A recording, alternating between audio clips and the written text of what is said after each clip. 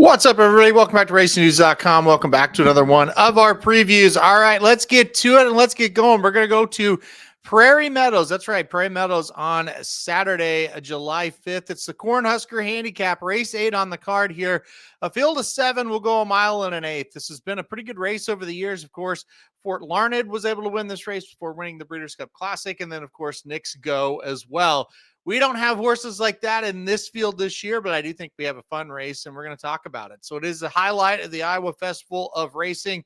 Once again, the Cornhusker Race 8 on that Saturday card. Let's get to it. Like I said, a field of 7. Got it up on the screen here for you now, so you can have a look as we go through them. Like I said, I think it's going to be a pretty good race this year. I think it's pretty competitive. We'll start off with the number 1, Gould's Gould. This is a horse coming in for Kenny McPeak.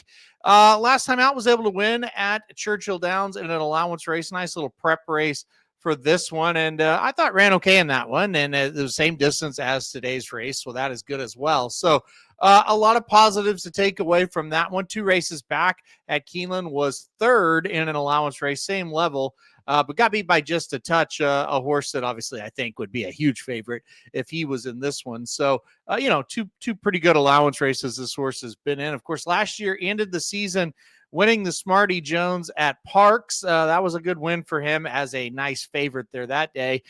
So look, I mean, this horse is really no stranger to facing tough horses. Of course, ran in the Jim Dandy last year, ran in the Ohio Derby last year as well. So a horse that could show up and run well. Won't be outclassed here. I think he comes in with a big shot in this one. Brian Hernandez coming in to ride.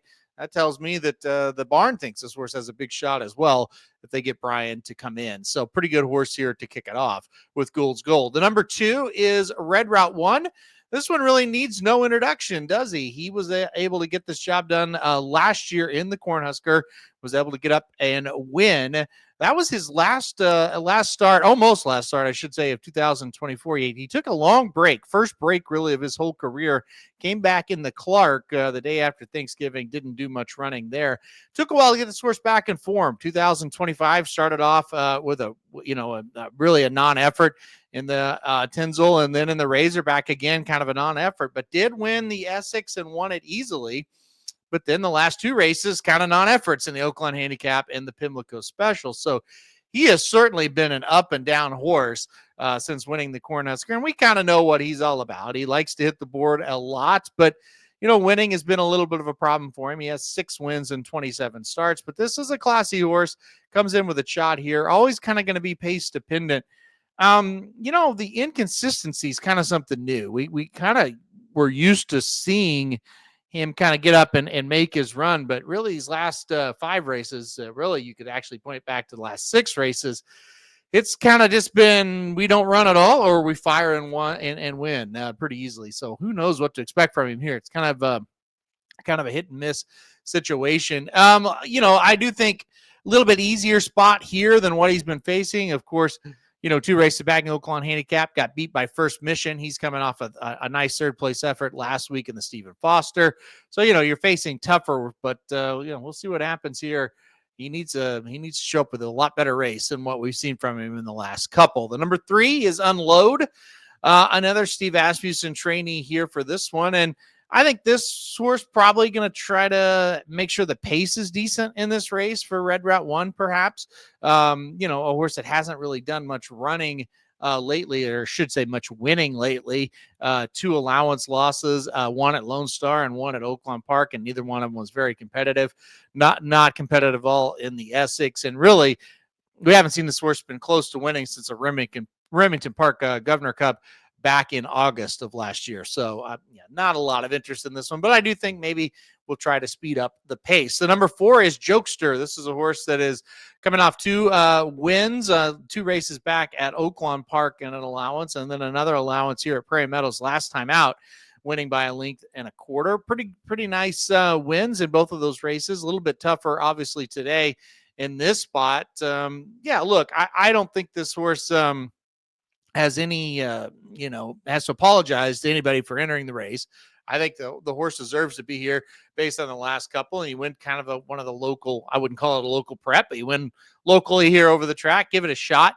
2025 has been very good to this horse. We've seen improvement. The problem is we're going to have to see one more jump in improvement for this horse to compete in this spot today. But look, I mean, we've kind of said, hey, Gould's Gold looks pretty good so far. Red Route 1, we're not quite sure.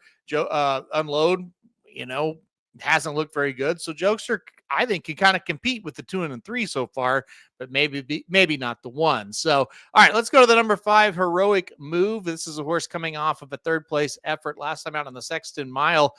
Yeah, it's funny. The Sexton Mile is not a bad race whatsoever, but these races at Lone Star, since if you're not in the state of Texas, you really can't watch them. You certainly can't bet on them. It kind of makes for like you almost like, did that race really happen? Did it exist? Right. But it did. And I hate that because I used to really like to watch Lone Star, but ran pretty well in that Sexton Mile. Again, a race that very few of us watched. 2 races back, was able to win a $200,000 stakes at Sunland and did it very easily. And that kind of seems to be where this horse likes to run its best. Had 2 races at Fairgrounds earlier in the year, and 5th and 5th in both of those, but the race before that at Zia was able to win. So that's just kind of like I said, where we see this horse at its best when it's running at a little bit lower track level and a lower class level. This is a pretty good spot for him. It makes sense, but this is a little bit tougher than the races that he's been winning lately. So yeah, I don't have a ton of interest in this one today. It is interesting though. Anytime Diodoro shows up, you do kind of have to think, oh, well, maybe this horse could run big today. Diodoro has a way, obviously, of doing that. All right, the number 6 is Dragoon Guard. Nothing to dislike about this horse, to be quite honest with you. He's a horse that is going to show up here and have a big shot, in my opinion. We'll go through it. Second race of the career at Keeneland, was able to get the job done in a maiden special weight, then won an allowance at Churchill Downs, then won the Indiana Derby and the West Virginia Derby. So obviously 4 really nice wins there. Did all 4 of those victories very, very impressively. And then was 3rd in the Pennsylvania Derby, kind of jumped up in class there to the grade 1 level and ran pretty well that day. Just didn't really get the desired trip. Fell back to 6th. Didn't get out of the gate all that well. Kind of got stuck inside. It wasn't bad. Got beat by Seize the Gray and Stronghold, 2 pretty good horses that day. But I think we'll bounce back. But then we didn't really see the horse after that. I was thinking bounce back effort, maybe run in a grade 2 or grade 3 to end the year. I thought maybe the Clark might be a race that horse would go to after the Penn Derby. Just didn't happen. All the way back to, or it stretched all the way to the layoff, I should say, from May 22nd. That's when we saw Dragoon Guard next.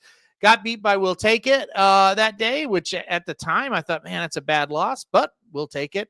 Came back to win a pretty nice race yesterday at Churchill Downs. So, it was able to beat Banishing and Saudi Crown, amongst others. So, maybe not so bad of a loss. I was also at a mile. Now we're stretching back out to a mile and an eighth.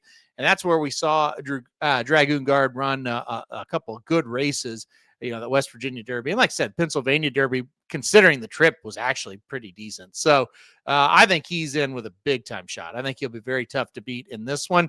I think he's going to have to navigate Unload, and whatever Unload does, I think Dragoon Guard just kind of a stay away from him and let him, the cheap speed, so to speak, run their race. And then after that, there's really no other speed in this race past Dragoon Guard. So he should either, maybe he can sprint Unload, maybe Unload doesn't show up, out sprint him and get to the lead, or just let him go out there and you could be all alone in second. So I think Dragoon Guard projects to have a perfect trip in this one if he's good enough. And then finally, the number 7 is Cornishman, a horse that looks to be pretty much outclassed. Did get second in the local prep race last time out, the Jim Asmussen. And, I thought that was one of the better races we've seen from this horse in a while.